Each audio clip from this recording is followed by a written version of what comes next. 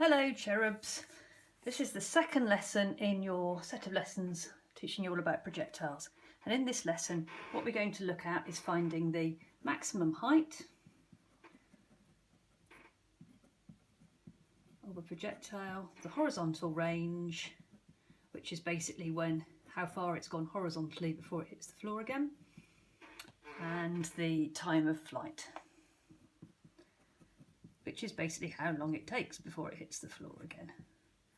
We're going to apply this to various different situations, like different heights of projection and horizontal projections and so on. So let's start off by thinking about again our projectile path. So here it goes. Now this is the point of maximum height here. And this is the point of the horizontal range.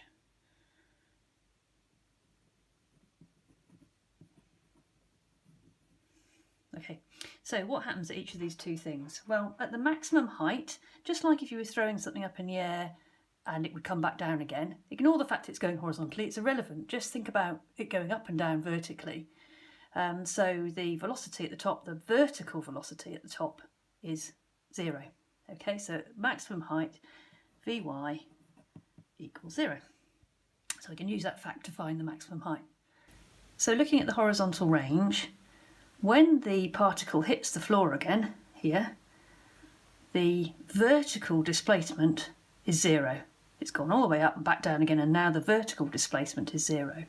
That's the y coordinate. So at the horizontal range, the y displacement is 0. It's just 0 metres above the ground. Okay, so we use that fact to find the horizontal range. Very easy. Okay, so let's just do an example and just go straight in with it, I think. So we've got an air gun pellet is fired at 10 metres per second at an angle of 35 degrees to the horizontal. And what we're going to do is we're going to find all these different things. We're going to find the maximum height, the horizontal range, and also how long it takes, the time of flight, which is how long it takes to get to the horizontal range. Okay, so we're going to find max height, the horizontal range, and the time of flight.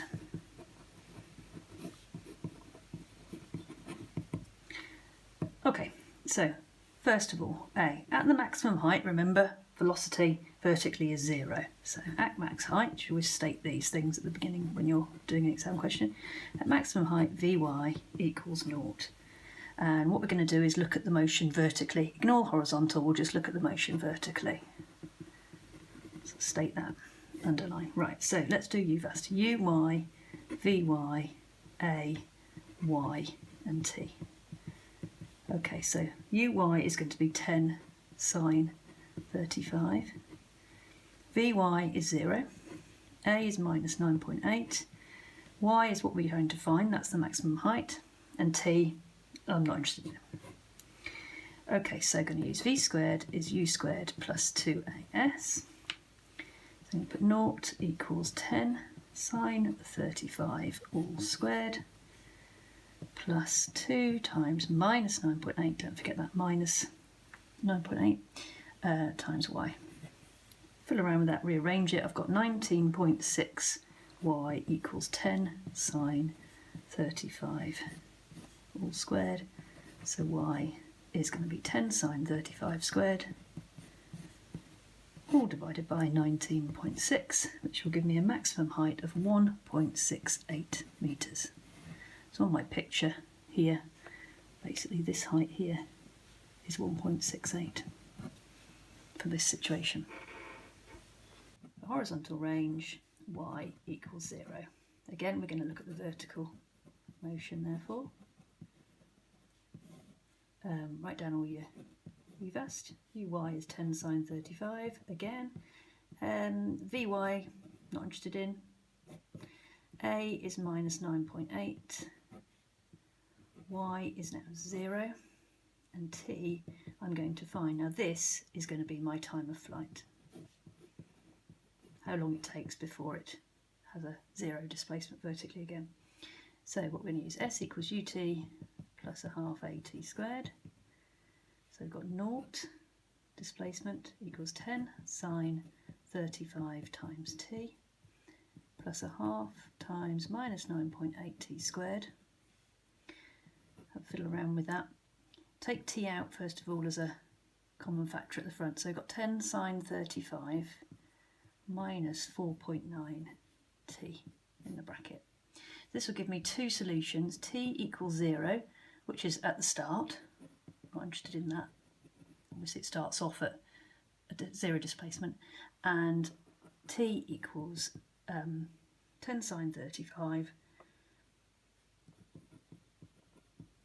divided by 4.9, which is 1.17 seconds.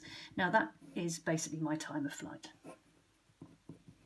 How long it's taken to come back to 0 displacement vertically again. Now in order to get the maximum range, the horizontal range, we need to look at the motion horizontally. So let's do u fast again, uva x t. So ux is 10 cos 35.